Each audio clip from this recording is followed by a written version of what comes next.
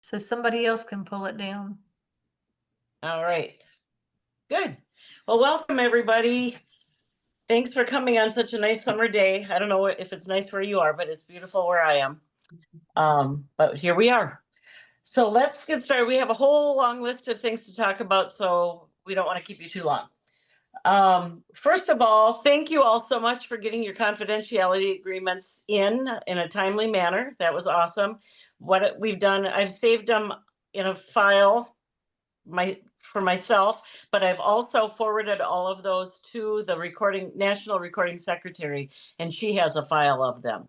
So thank you very much for that. Becky, do you want to kind of talk about the confidentiality agreement?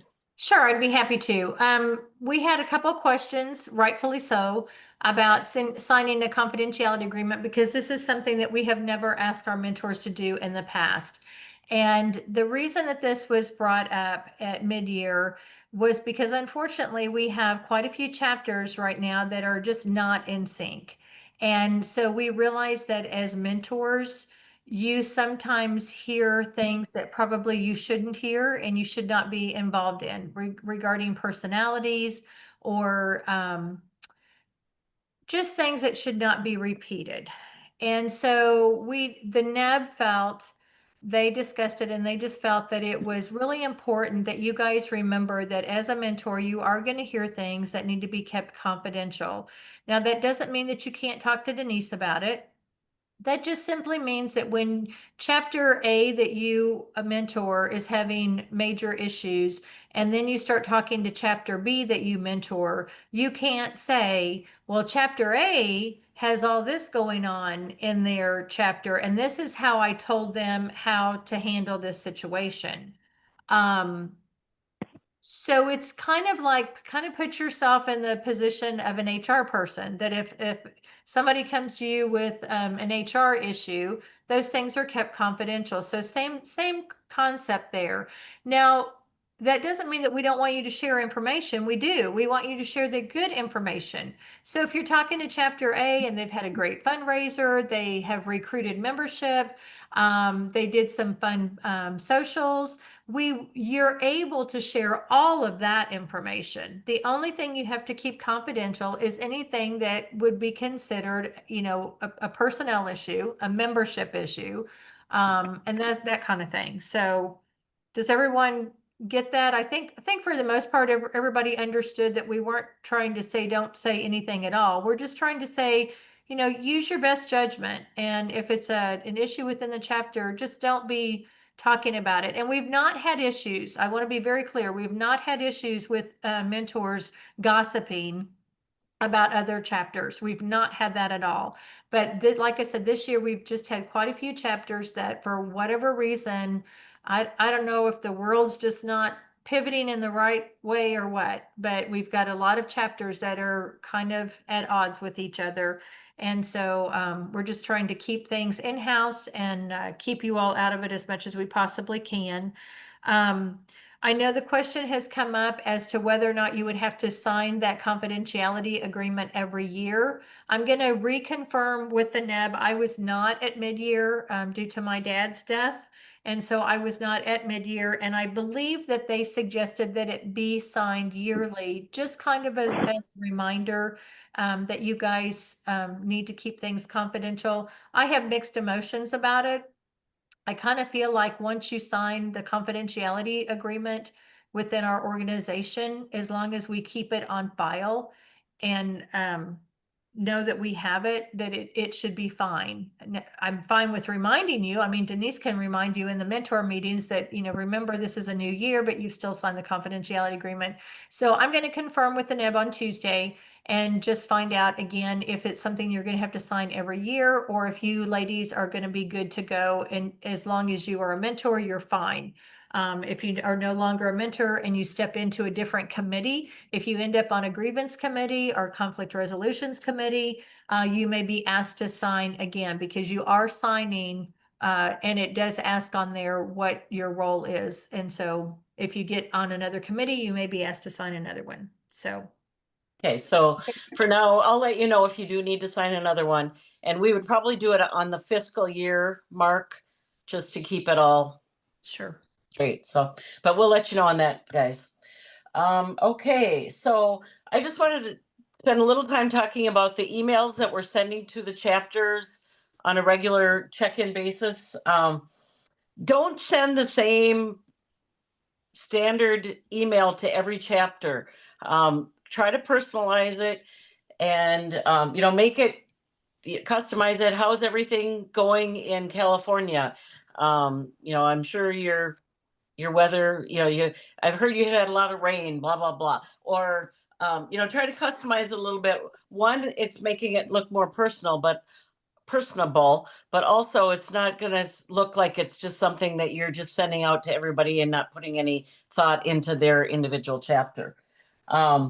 So it'll just help you to form a better personal relationship with that chapter. One thing that I think is really nice to do is if you've heard that they're have had a fund, or they were going to have a fundraiser or a big event, mark it on your calendar, and the next time you check in with them, ask them how it went. I'm excited to hear how your golf tournament went. Or I've even sometimes a few days after their big fundraiser, I'll send them an email just saying, I was thinking about you. How did it go? Or if I see that they were going to have a blue to gold, I send them a little email, personal message. So they know that I'm kind of thinking about them during those tough times. So just try to make it a little bit more personable. I think that they're going to be more receptive and responsive to us if we do that. So work on your emails. Ask questions that will engage them in the communication.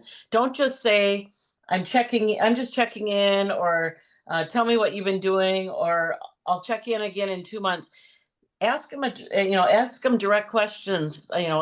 Please let me know how you are celebrating Memorial Day, or ask them a question that they'll know that they need to reply back to you. Sometimes I hear from mentors, or like when Becky's called some of the chapters that haven't been responding, they'll say, "Oh, we didn't know we were supposed to respond." We didn't know that we were supposed to. We just thought she just checked in, and if we had no problems, we didn't have to get back to her. So try to ask a direct question to have them send back to you. And I usually will say, I look forward to hearing from at least one of you. Whoever replies, please reply all, so the other officers will know that at least one of you have replied. But I would like to hear from as many as that want to reply, something like that, so that they know they're welcome to reply, but at least one of them is replying. You can always say the first officer to reply gets a free candy bar in the mail or something. Get going there, so they'll reply. We can have a point system or something. Yeah. I don't know. Yeah. Okay. And then also, let's see. It's good to talk to them. Be more personable. Be a friend. Have your emails be as if you're talking to a friend, not just cut and dried, straightforward. Business like. Make it so that they know that you care about them. When you're sending the emails, again, send to all officers, not just the president. Some chapters, they may say, just send to me because I'm the president and I'll get to everybody else. But we want you to be contacting all of the officers so that they all know who you are and that you're available. We're not just the president's mentor, we're everybody's mentor. You can also mention to them or suggest to them that they pass your contact information on to all members, because you are the mentor for all of the chapter, not just the officers. Yeah. Carla Keller has her hand up. Go ahead, Carla. So many of the chapters have Facebook pages. And if you're friends with them on Facebook, just see what they're doing on their Facebook page. Ask them about that. How did it go? How, was it successful? What could you do differently? Stuff like that. Mm-hmm. Yeah. Yeah, that's a good way so they know you're connected. But also with that, they still need to let you know what they're doing. That's not their way out of responding to you. Right. One chapter said, well, if our mentor just looked at our Facebook page, she'd know what we're doing. But that's not a way out of responding to your mentor. And not all of us are on Facebook, and not all of us know that their chapters have Facebook pages. So still, they do need to respond to you. And it's okay. Like, if you're going to be talking to the president, go ahead and talk to her, but then send a follow-up email to all the officers. You might say, it was great talking to you, Rebecca, yesterday, but I just wanted to check in with all of the officers, or something like that, just so that they all remember who you are. Any other comments or questions about that? No? Okay, good. In along with this, when some of us are included, I know I've got a couple chapters that send me all of their emails when they're sending to all the members about an event or so forth. I'm copied on those emails, but I don't respond back to those unless they ask me. They may, one chapter may say, Denise, our mentor, it was copied on this, and we'd like to know what she thinks about something. Or they may ask me for my input, but if they don't ask for my input, I just kind of sit in the background. I don't respond to their emails. And definitely, if you are communicating with the chapter, keep it should be friendly, but also it should be professional. Just know your audience. Watch what you're saying. That we are a nonpartisan, non-religious organization, and we need to honor that when we're communicating with our chapters. Okay. Next, we had a question about convention and delegates. We know that the delegates can be paid for by the chapter. Not all chapters have that ability to finance their delegates to go to convention, but money can be raised to help them go to convention. But also, it was asked, can a chapter raise money for others to go, even if they're not a delegate? And Becky, can you clarify that? Oh, I thought you wanted me to clarify if they could pay for the delegates. Oh, yes. Well, we know that they can pay for the delegates, but like if they can send 3 delegates and their president, but there's 2 other people that are going. If they raise money at a specific fundraiser and it's designated as convention. Yeah, so part of the thing that we are required to have an annual convention, and part of our annual convention is training. And training is available to everyone, not just the officers and not just the delegates. So if you are open about your fundraising, if you say that we are having this fundraising specifically so that we can send members of our chapter to National Convention to develop our chapter and to have more training, then as long as you're open and honest and upfront about it, then absolutely you can do that.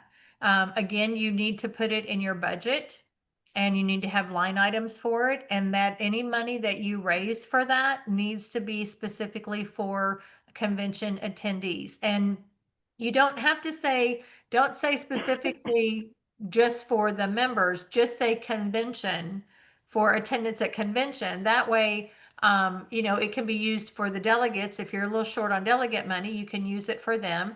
And you can use it for another member that wants to attend as well.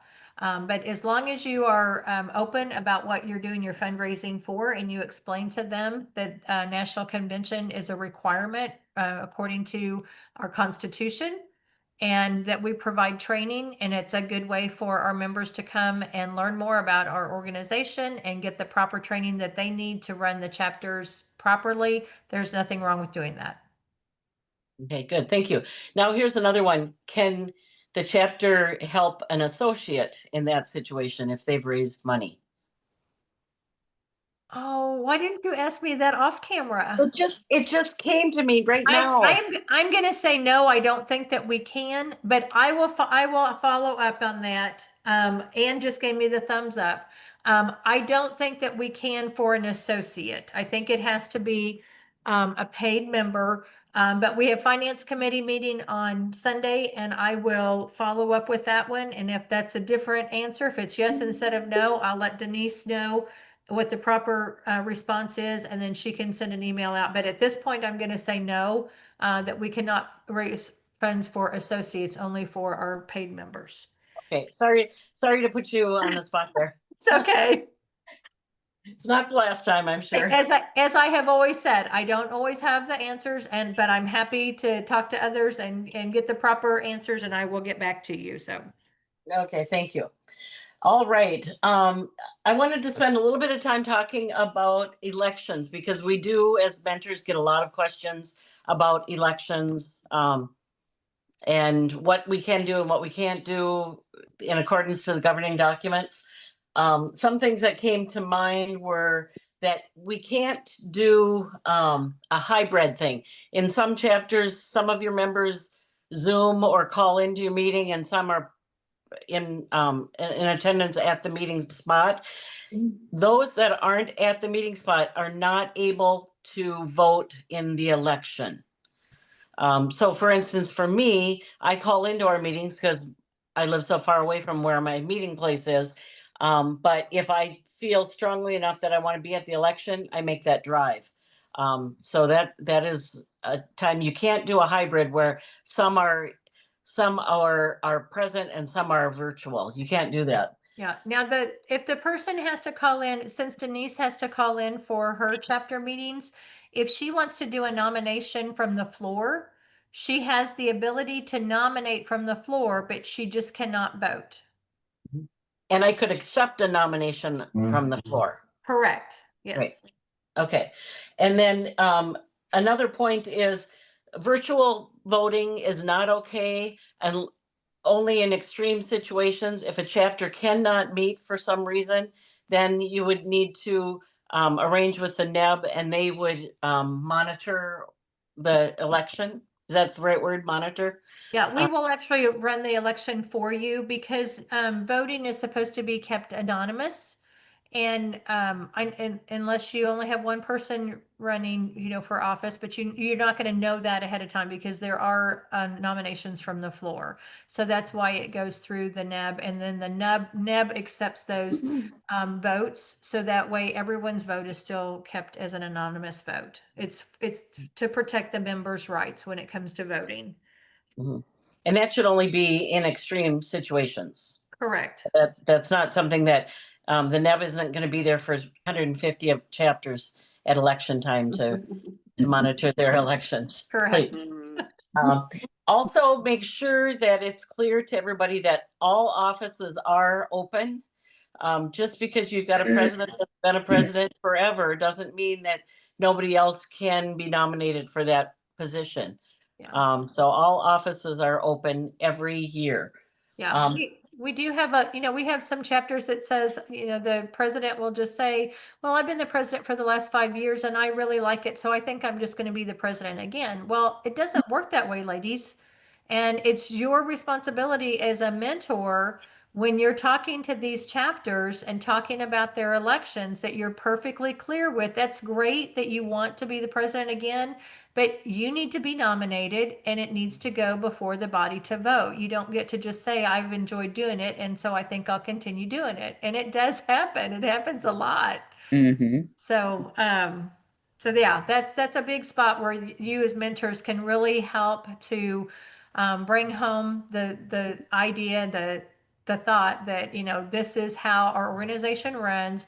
And even if nobody's going to run against you, that's perfectly fine. You still need to hold your nominations. We need to go through the process. You need to have a nomination committee.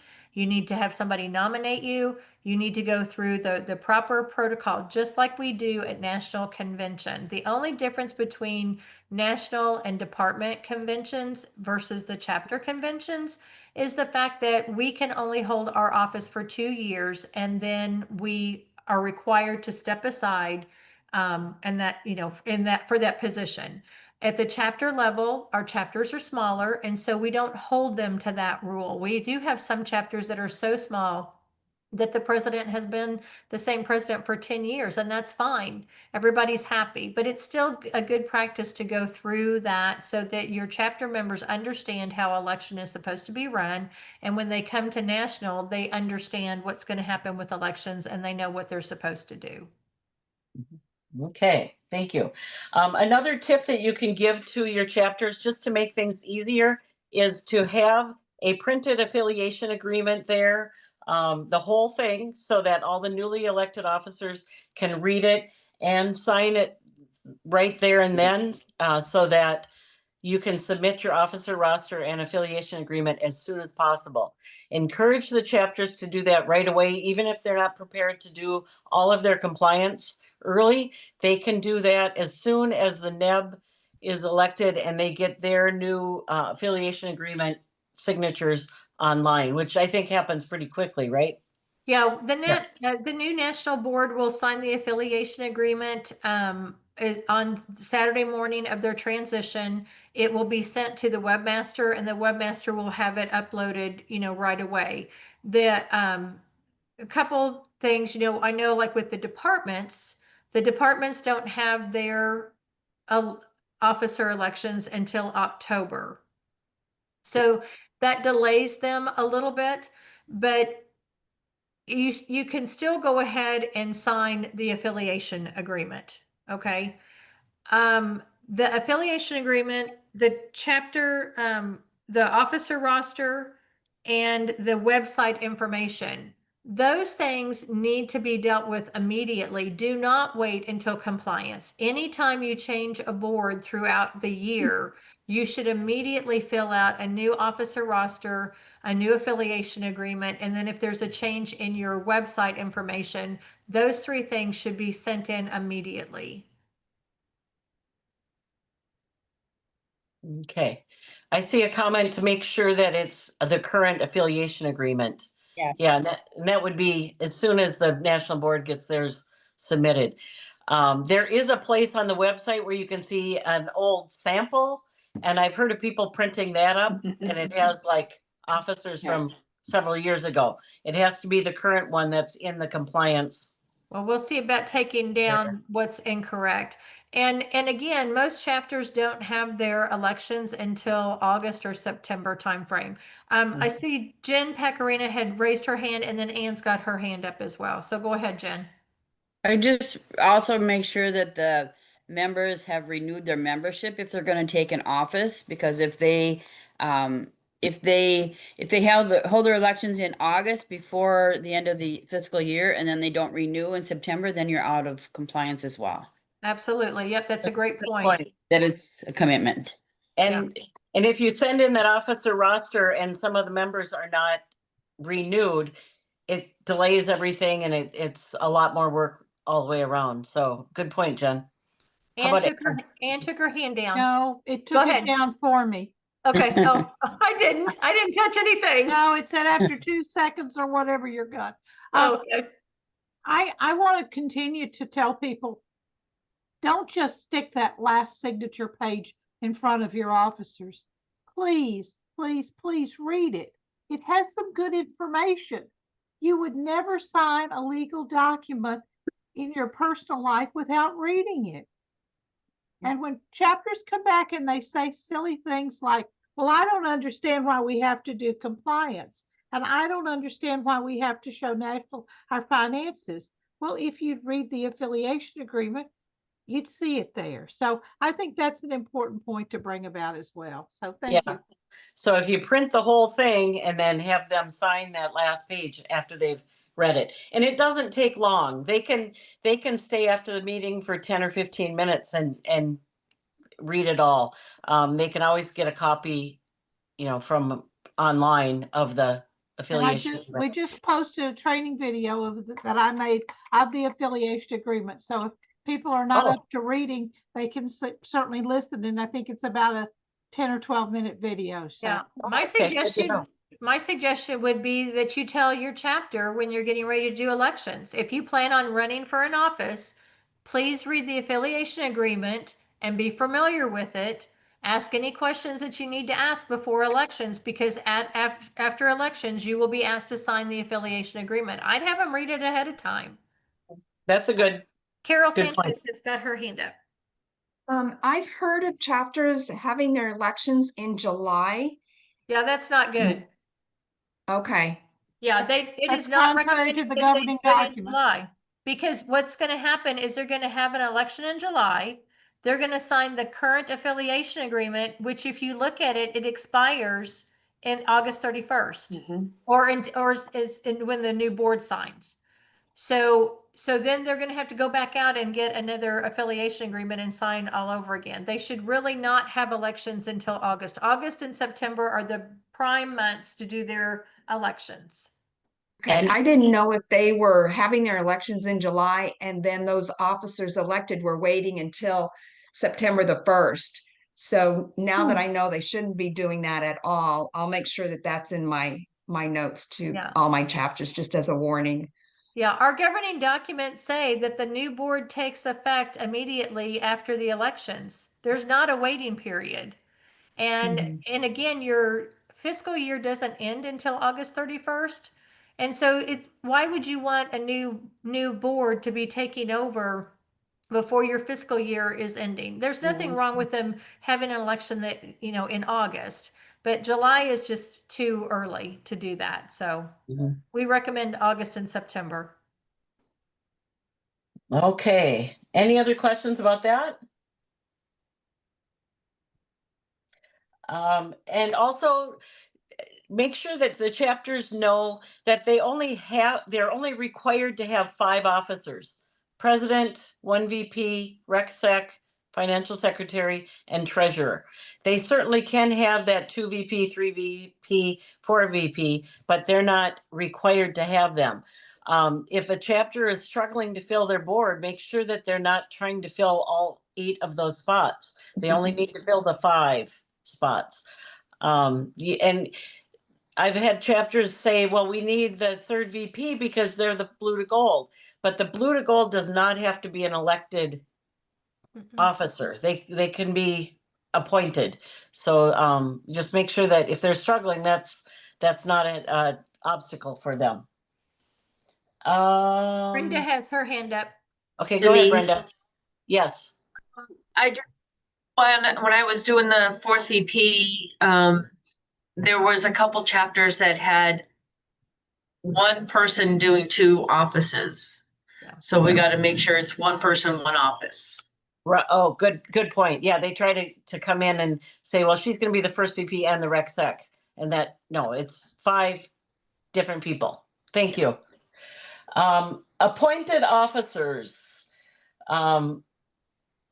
Appointed officers can be associates. And that is something that I've gotten a question about. And for committees, board members can be on a committee and associates can be on a committee.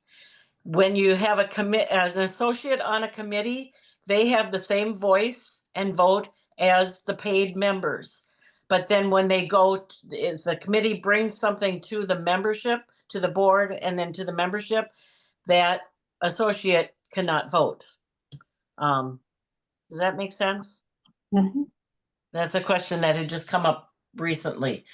But associates can be appointed officers. So, your parliamentarian, your chaplain, your historian, patriotic instructor, sergeant of arms, if you've got good associates, it's a good way to keep them included. Involved, yeah. Yeah. Okay. And just posted too that the bylaws specifically state chapter elections are to be held between August 1st and September 30th. So thank you for looking at that, Anne. I thought it was in the governing documents, but I did not want to speak out of turn there. I'm also going to just say too, as far as the associates being on a committee, they cannot chair a committee, but they can serve on the committee. So just to be clear about that as well. Okay. If a chapter, I'm sorry? Go ahead.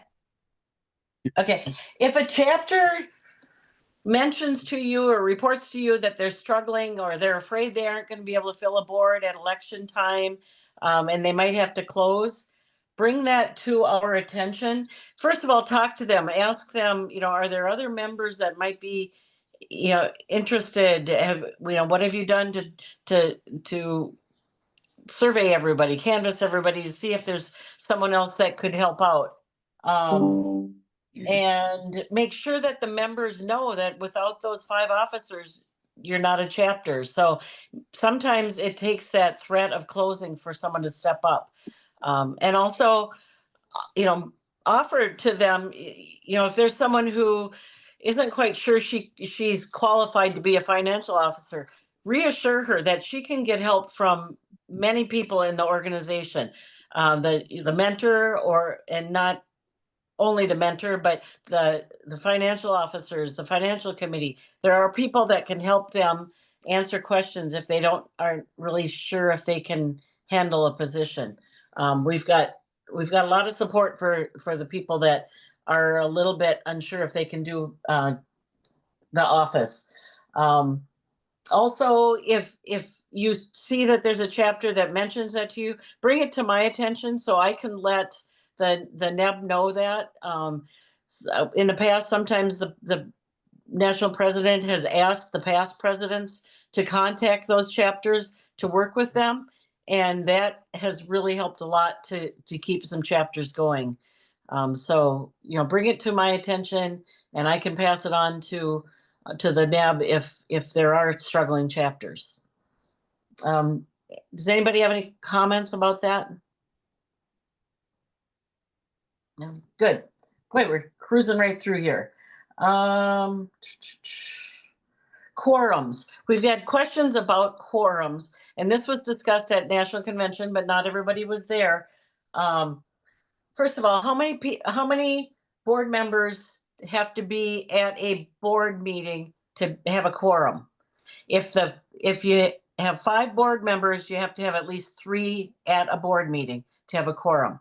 But when we go to a general meeting with the membership, it's only half of who's attending. You may have 45 members, paid members in your chapter, but only 10 attend meetings regularly. So it would be the majority of those 10 that is your quorum. So there should never be a chapter that says we can't do business because we never have a quorum. Let them know that the quorum is 50% or over 50% of who's in attendance.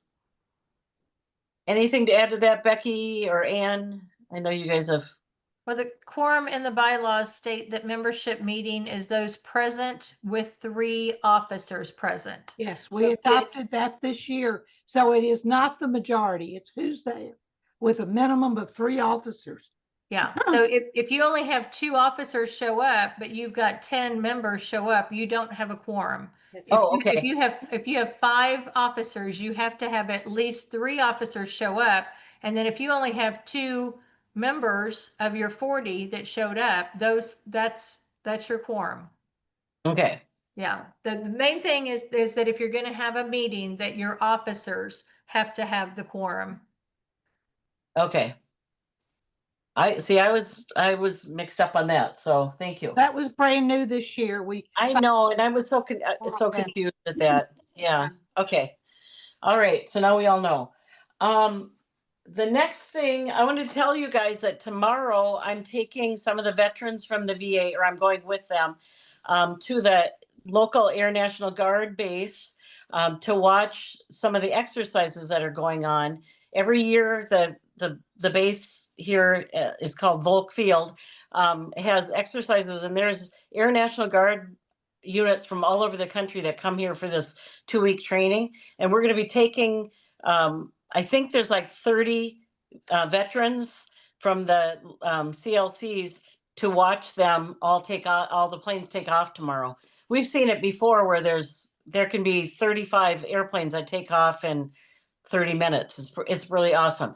So tonight's code word, for those of you that are going to be watching this recorded later, The code word is Century North, because that's the name of the exercise. Century, Centry North. That doesn't really apply to all of you that are in person, because you don't have to prove you're here, because we know you're here. But those that have to watch the video, the code word that you're going to send to me is Century North. So I'm pretty excited about that. I think it'll be really fun to have the veterans experience that. Okay, now we're going to talk about convention. Okay, hold on just a second. We have a Oh, question okay. out here from Lorraine. A chapter had asked if a chapter president can be the committee chair. I recall hearing that chapter president should not chair the committee. I would not recommend that the chapter president be a committee chair. That, you know, we want to get away from the president being the person who does everything. So it's not recommended that the chapter president be the committee chair. There's nothing wrong with the president serving on the committee, but let somebody else lead. You know, our goal as chapter presidents is to build up and develop other members within our chapter so that they can become good, productive board members and be a chapter president as well. You know, we're not going to live forever. And those presidents who are hell-bent on staying in as president, you know, they're setting their chapter up for failure. So I would not recommend that, Lorraine. I think, Becky, the right words is it's not best practice, because there's really nothing in the governing documents that says no, but I think it's just best practice. Yeah, correct. Mm-hmm. Encourage your chapters to make committees so that the board isn't doing all of the work. Have a fundraising committee, have a events committee. Some chapters are awesome where they have many committees, and it's a great way to pull people in to give them a little bit more ownership of the chapter. If they are invited to be on a committee, they're going to feel more dedicated to the chapter. They'll feel like they want to attend events more often. You'll get more participation, and maybe over time, it will give them the confidence that they need to step up and be an officer. Well, and even if they don't want to be an officer, we have a lot of chapters out there that have got members with so many hidden talents. And ask them, what is your hidden talent? What is it that you would like to participate in, whether it's a social activity, a fundraising event, whatever that it is. Put it out there. I think the more we get our members involved, the more that they're going to want to come back to the meetings. We have a lot of chapters a lot of members that say, I don't know why I bother going, because I go to the meeting and I listen to the president and the board officers speak, and then we don't do anything, and they don't really need me to be there. So Carmen's battery is dying. She's gone to look for the cable. Okay, good luck. Sherilyn, we are a small chapter, so we just take turns being chair so no one person gets burned out. I think that's a great idea as well. Yeah, especially when you've got small chapters. Those chapters get burned out really easily with a lot of things. Often it's the one person who has the idea or connection for a certain fundraiser. Yeah, those are great points.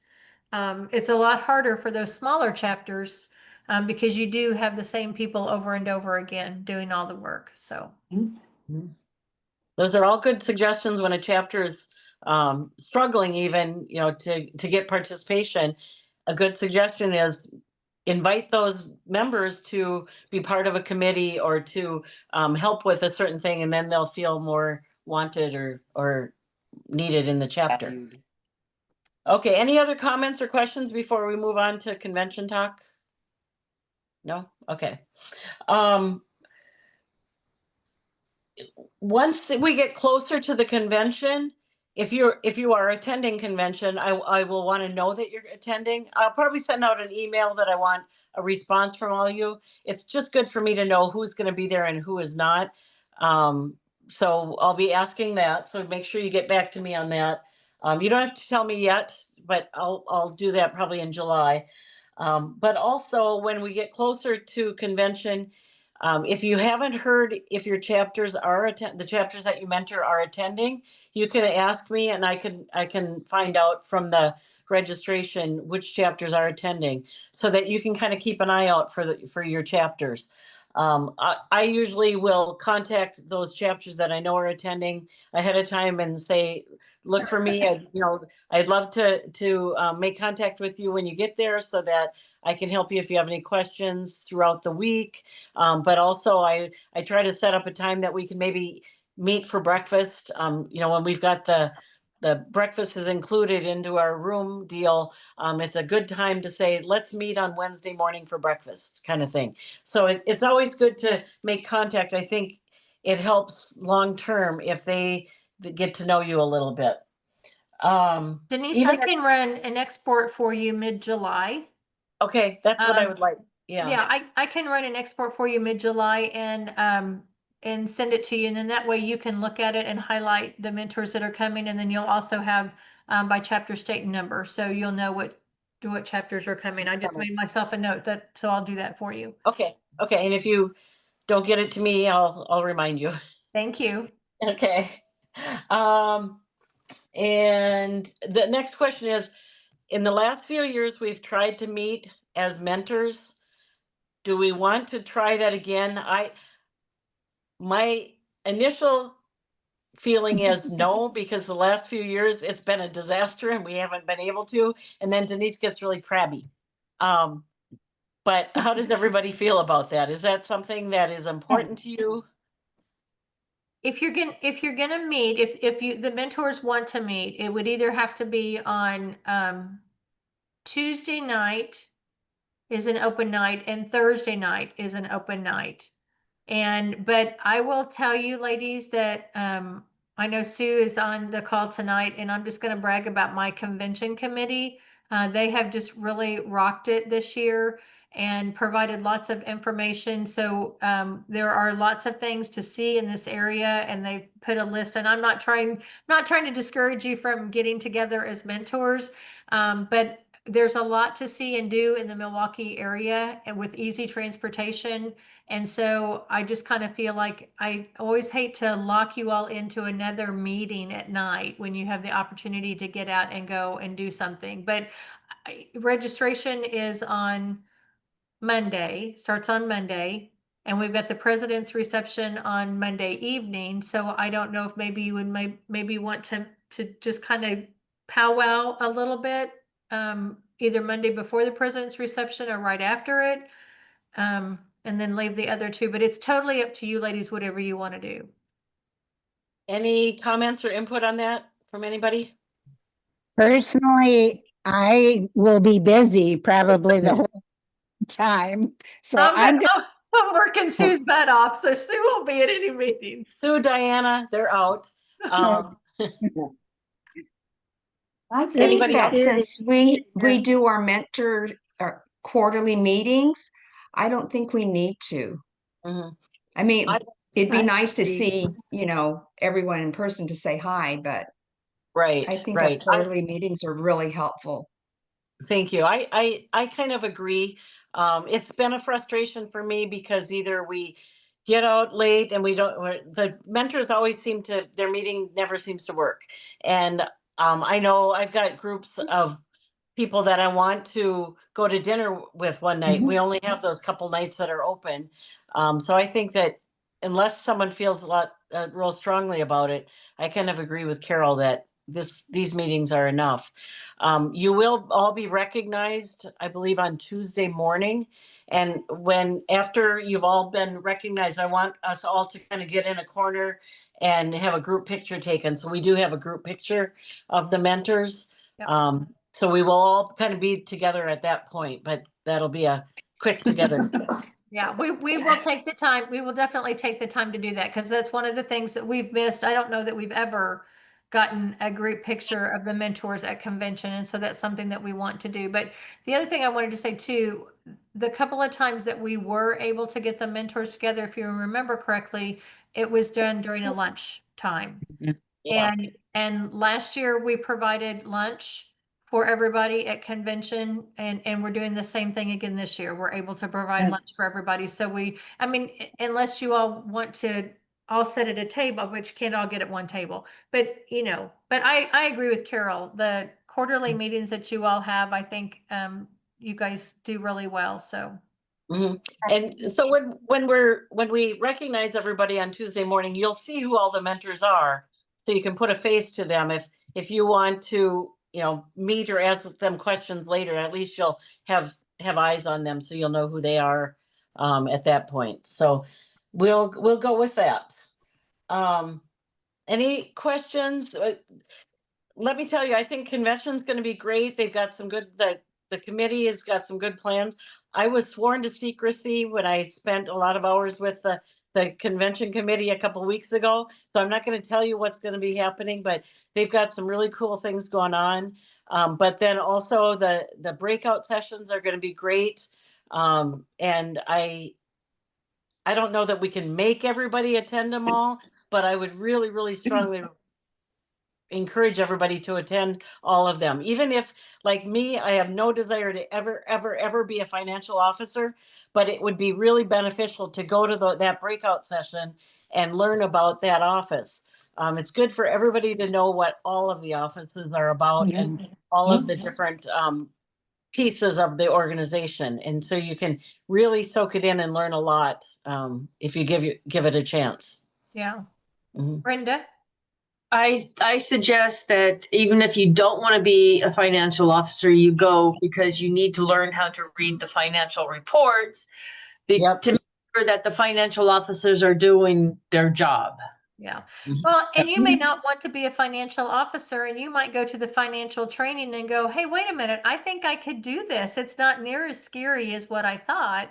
And the other thing, because we did have so many changes in our governing documents last year, I just really feel like the training of all of those offices are good to have. It's great for our mentors to know how to handle all of those offices, because you are mentoring the chapters. And so if a question comes up about, how to do the minutes or the finances or what a first VP and membership, I think it gives you all better knowledge. But we are looking at also having like a little pass card to give to everyone that is in attendance. And at every training that you go to, there will be a different punch or stamp.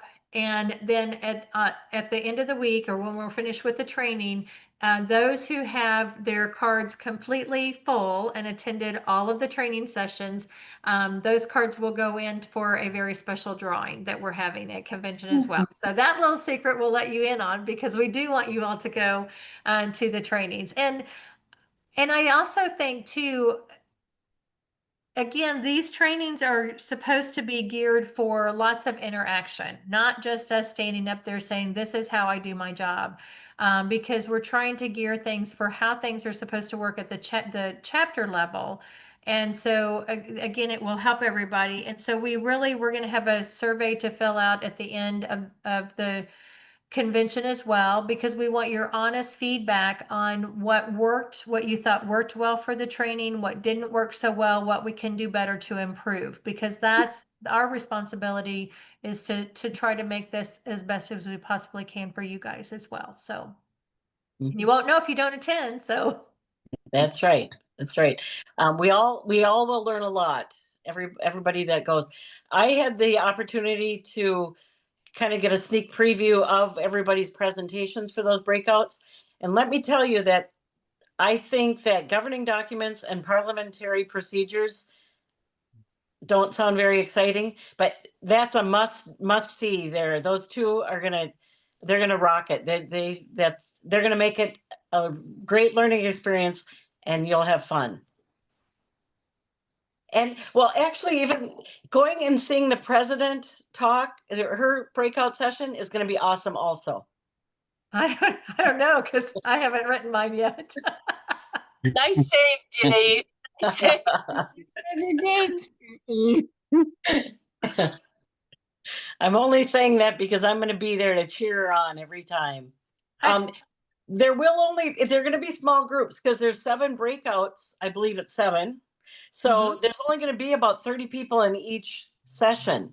So you'll have an opportunity to ask lots of questions and exchange ideas amongst the attendees too. So Yeah. And it'll be yeah, good. the goal is to keep the sessions about an hour long, but really engage. Be thinking now of those questions. Come to convention with your list of questions for each one of those trainees. So we're going to have the president, recording secretary, and mentor chair are all going to do one training together.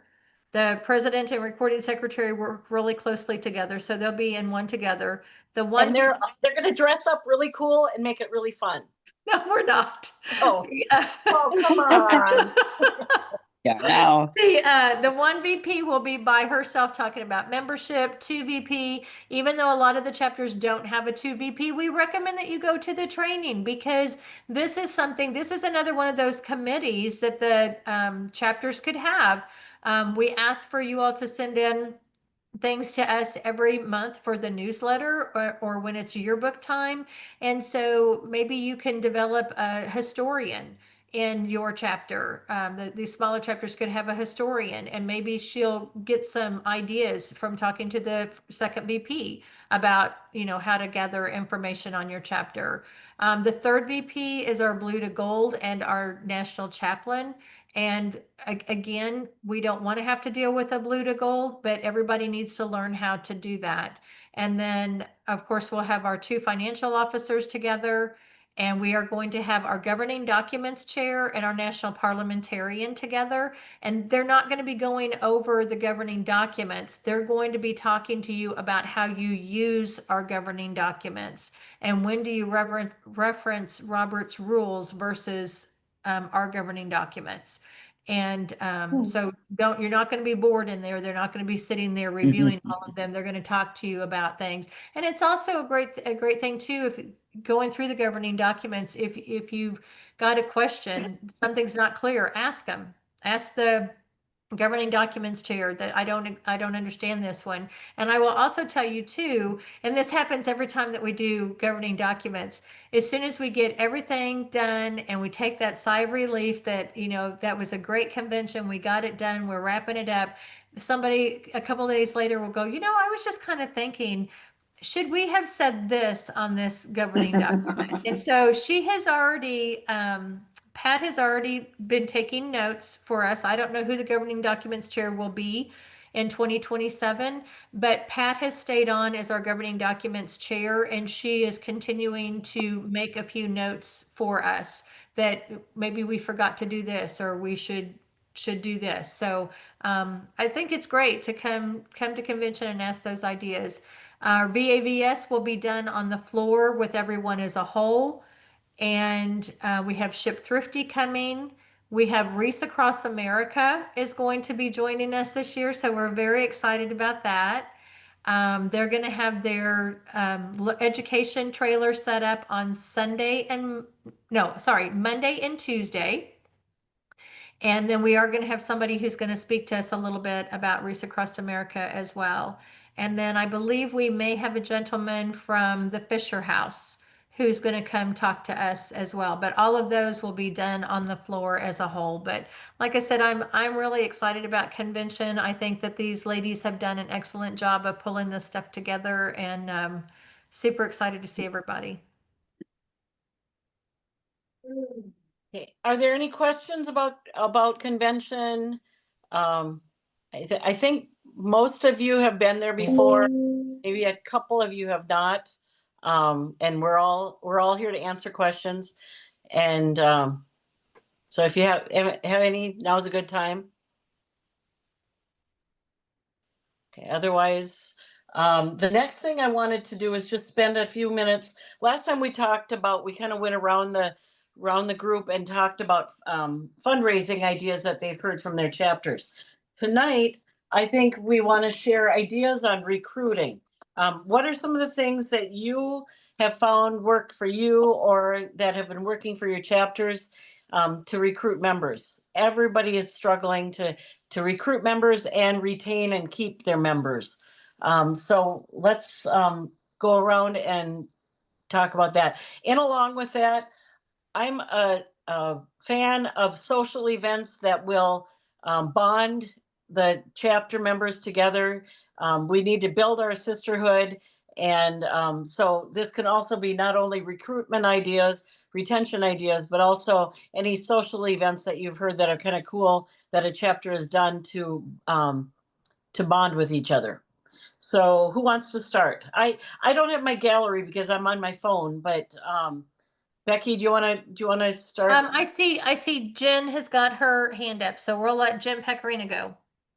Okay, well, our chapter does the graduation cords for the graduates each year.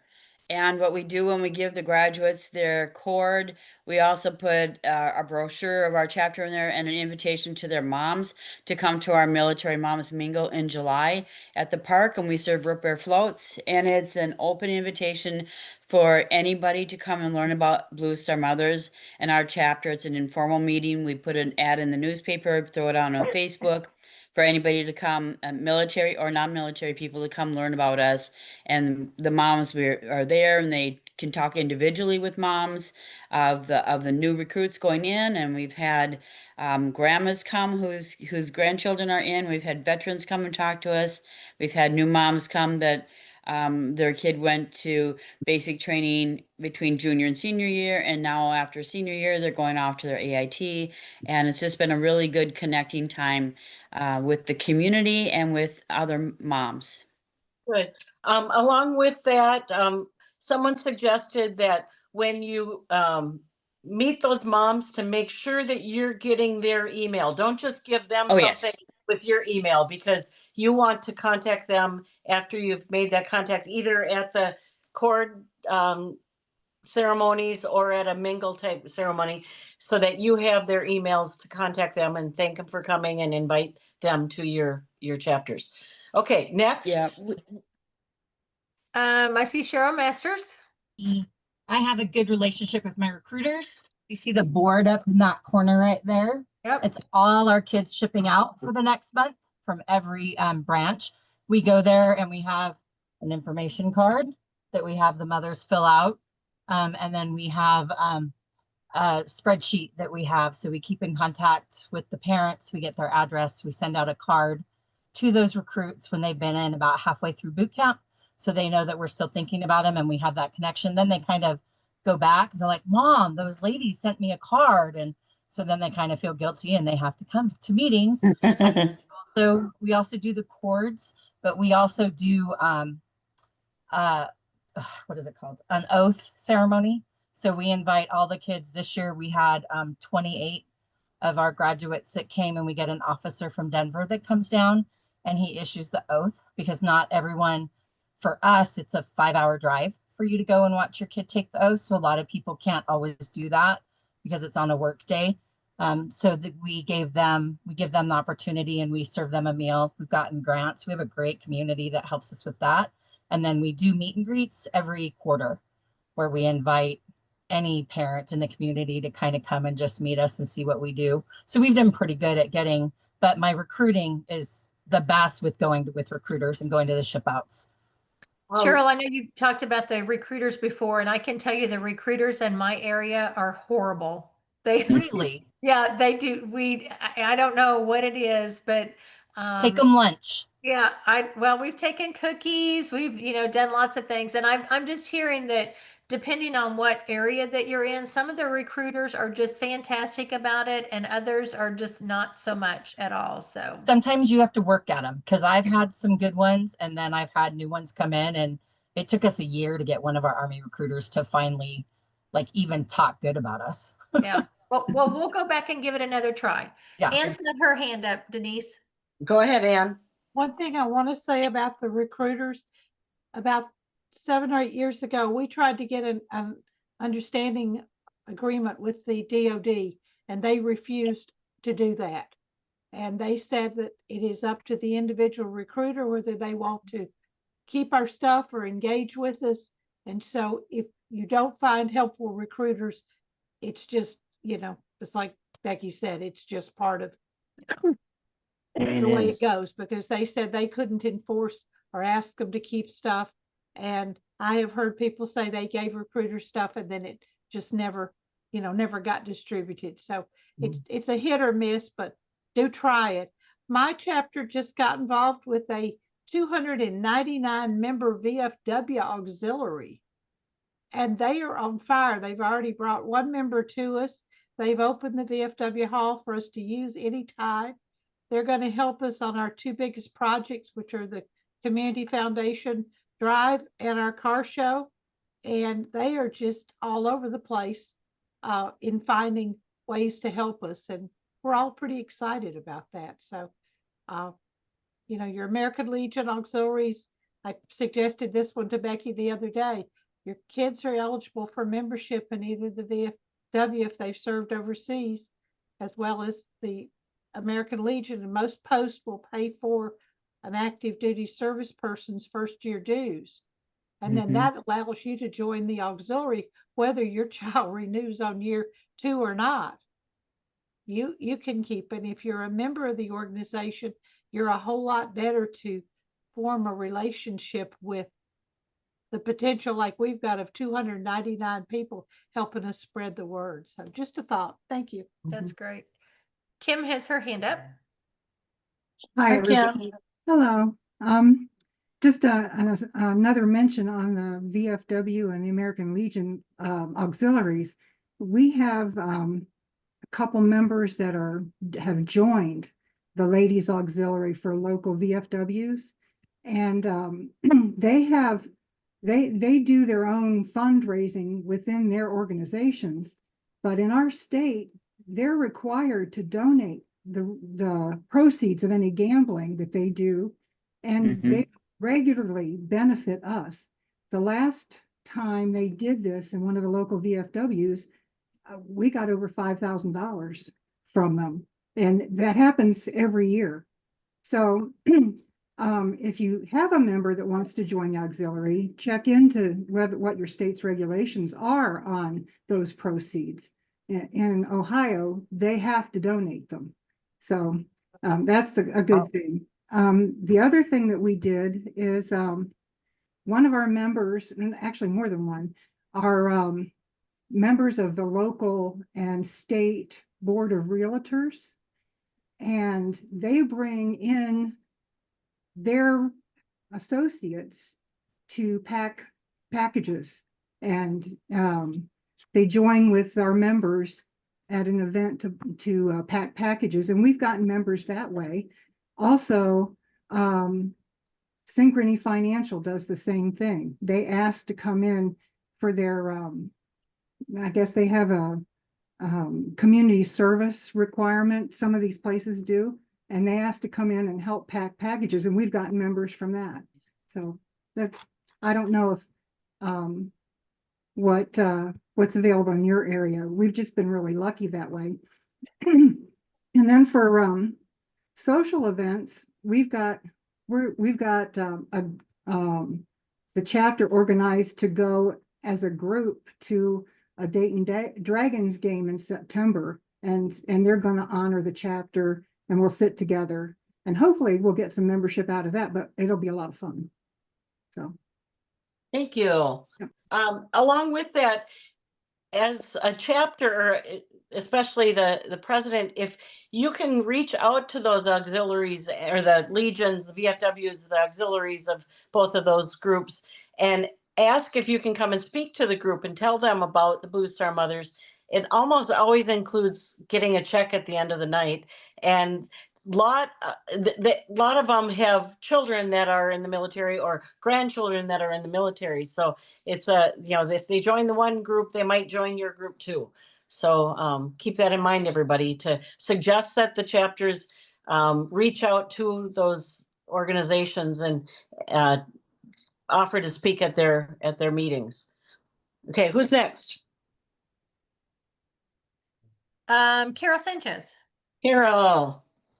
I being in California and being a member of NM2, I really don't know what they're doing to bring in new members, but I know as far as getting the our chapter members to know each other a little bit better, what we do is we at the end of a meeting is we circle up, and everybody gets in a circle, and each mother gets to share what their son or daughter is doing. And that really helps a lot. And then we have a committee chair for each branch, and they meet monthly. And then the Navy will invite the Army one month, and they socialize. They, go out to dinner or bowling or whatever. And then Navy will invite the Marine moms, and it really has helped our members to get to know each other. And of course, the associates are invited anytime they want to, to come to any of the events. Mhm. I just feel like if people get to be friends with the other members in their chapter, they're going to feel more, I don't know, maybe it's obligated, or they'll want to come to meetings and events more if they're They feel connected. with each other. So it can work to build the chapter all the way around. With I the think it's oh, go ahead.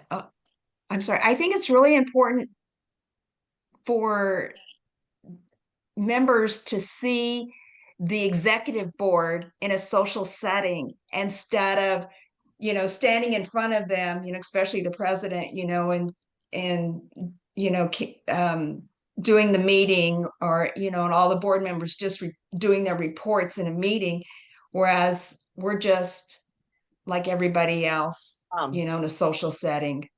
Yep, I agree. With the circle up thing, I've been kind of talking to people about this. The chapters that I've belonged to always do that in the beginning of the meeting, but I've attended a couple different chapters now that do it at the end.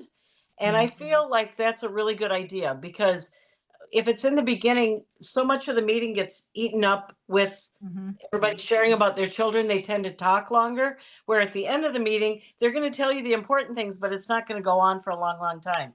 Yeah. So I think that at the end of the meeting is a great time, and then it's fresh in everybody's minds. And as everybody's leaving, they're going individually and talking to people about the different things. So I saw that happen at a meeting, a chapter meeting I attended just recently, and it's really, I think, a really good way to do it, rather than how we always did at the beginning of our meeting. One of the things we talk about, our mission being our active duty, our veterans, and our Gold Star families. We forget that we are part of the mission as well.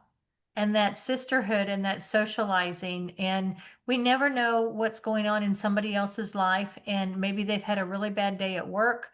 Maybe there's something going on at home that they can't talk about or don't want to talk about. Just being able to come together with other Blue Star moms and feeling that sisterly connection means so much to them. And so we really need to get back to that we're part of this mission as well, that it is not just our active duty, our veterans, and our Gold Star families, but it's us too. So I like that, Carol, of having it sounds like that chapter socializes a lot. That's awesome. Great. Cheryl, you did a message and I can't see what it said. What did you have something to add? I was going to tell you I have to leave in like 5 minutes because I drive the shuttle for the Okay. MEPS, and I have the last hour of their drive home. So I have to leave in 2 minutes now. Okay, we'll miss you, but we'll keep moving along here. Who else Safe do we got? travels.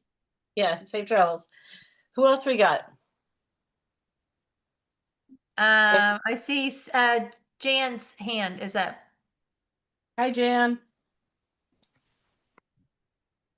There she is. Let me unmute.